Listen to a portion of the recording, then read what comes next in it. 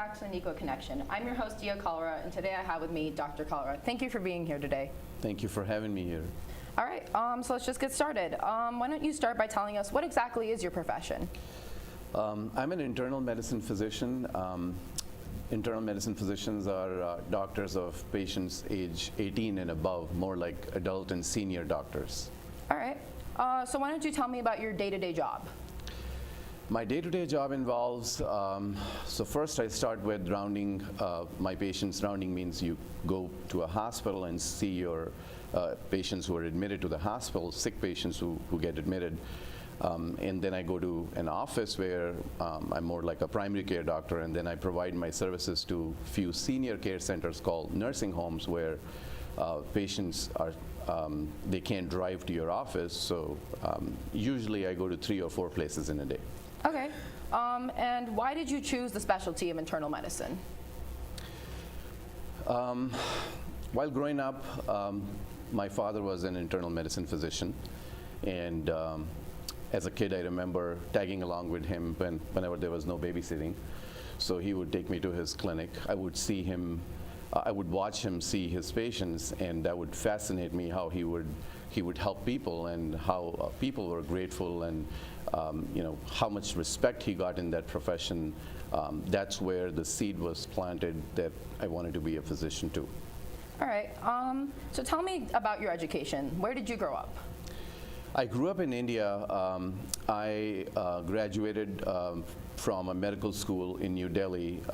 It was a 6-year program equivalent to an 8-year track here, pre-med, and 4-year pre-med and 4-year med school. It was an accelerated 6-year program. All right. So how hard was it to become a doctor and to attend the school that you attended? Well, so the journey has been long, and if you want to know the journey, after my high school, I never got into any med school. I was pretty much rejected by all the schools. And I remember one of my neighbors telling my dad that he should consider switching his choices because he's nowhere even close to getting into a med school. At that point, you had to get a rank of around from 1 to 250 on a scale of 250,000 people that appeared for that exam to get into a med school. So I studied hard for that exam for the whole year. I studied 18 hours a day. I kind of lost track of time. I remember I couldn't even recall if it's 5 a.m. or 5 p.m. because I was just kind of pretty much locked in a room just studying round the clock for this exam. And finally, I was able to ace it. I was able to get into a med school equivalent to a Harvard Medical School here. And it was a 6-year program I was able to complete. All right, so was there anything special about the school you chose? Yes, it was. In fact, this was the same med school my father went to. And actually, I was born in this med school because my father was working as a resident officer after his 6th year of med school. And I was born in the same labor and delivery room where I actually had to deliver 20 babies before I would graduate. So this was kind of special that I wanted to go to the same med school. Okay. So how is it different being a doctor there than it is being here, education-wise and work-wise? I would say education-wise it's not much different because the core of medicine is pretty much the same no matter where you study medicine. There are a few differences. One of them would be, as you know, India is the 2nd most populated country, so number of patients that any doctor would see in a day would be much larger than any other country. So you definitely get a little bit more experience. On the other side, the downside is less regulations and you know, the supervision of junior residents or doctors who are learning is somewhat you know, not as the same as here. Of course, here you know, it's more regulated from all agencies, as well as the training here provides you more resources, definitely. All right. So what is the most interesting thing you think you've ever encountered as a doctor, whether it be here or there? Well, quite a few interesting things I have encountered, and I have to keep HIPAA policy in mind. So I'm going to go back to my training as an ENT. So after my 6 years of med school, I had joined ear, nose, and throat surgery. I did that for almost a year, and I remember I was completing a 12-hour shift, and I was just looking forward to going home and crashing back, and all of a sudden we heard in the news there were a series of blasts on New Delhi railway station.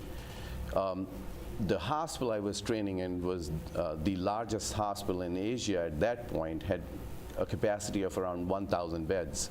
Our ER, or emergency room, had a capacity of around, I would say, 175 to 200 beds max. And we heard it from our officer in charge, the CMO of the hospital, equivalent to that no doctor is leaving for home, and everybody who was home was called back. We were expecting a few hundred patients that we had to accommodate in the ER, and there was not going to be any supervision in treating those patients because all those supervisors would be themselves busy with patients who are critically injured. And I remember I was an ENT resident, so they would triage and try to get patients in your specialty to do. And I had this guy who was in his 40s who had a piece of metal in his neck, and he was in distress. He was gasping for air. He wasn't able to breathe properly. He had oxygen mask on his face, and there he was. And I had no supervision I had to do the needful, and you couldn't just pull out the metal because there was a hole in his trachea, which is the breathing tube. So there is a procedure called tracheostomy where you have to kind of create a small incision here, hole. You have to make a hole, take a piece out, and put a breathing tube in. And I remember that was something I had done always assisted. I had only done 5 procedures, which were assisted. And I had no choice but to save his life and do it.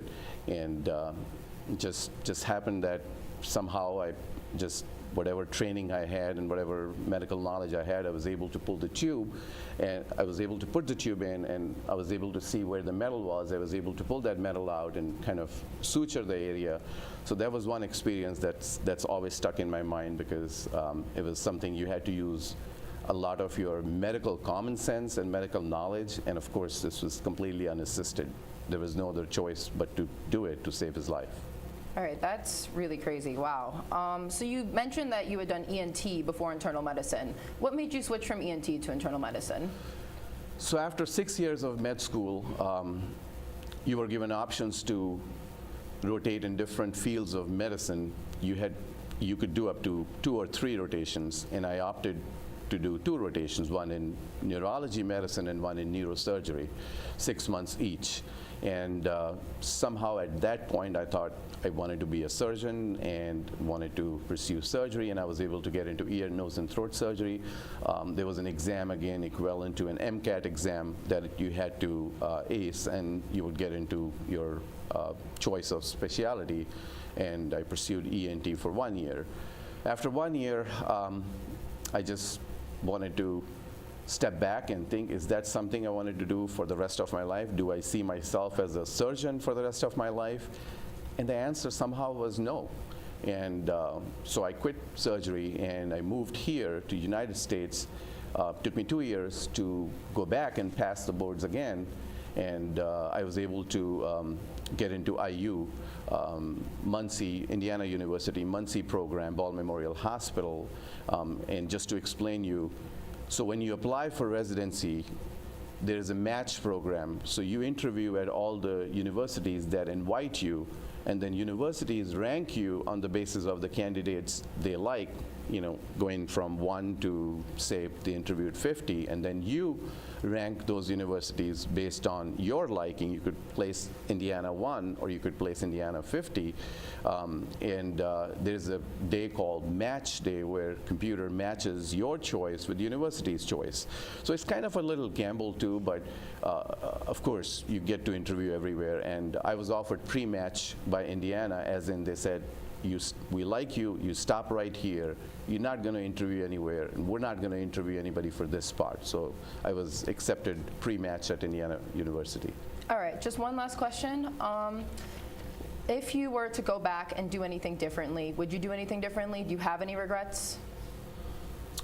So if I were to rewind my life back, I would not pursue any other profession but medicine. Would I do things differently? Yes, I may. Now that I know that I didn't want to pursue surgery, maybe I would have just gotten into medicine. But again, it's a learning process. If I hadn't done that for a year, maybe I would not have really realized what I wanted to pursue. So no regrets at this point. All right, and that's all the time we have today. Thank you so much for coming here. Thank you. All right, thank you.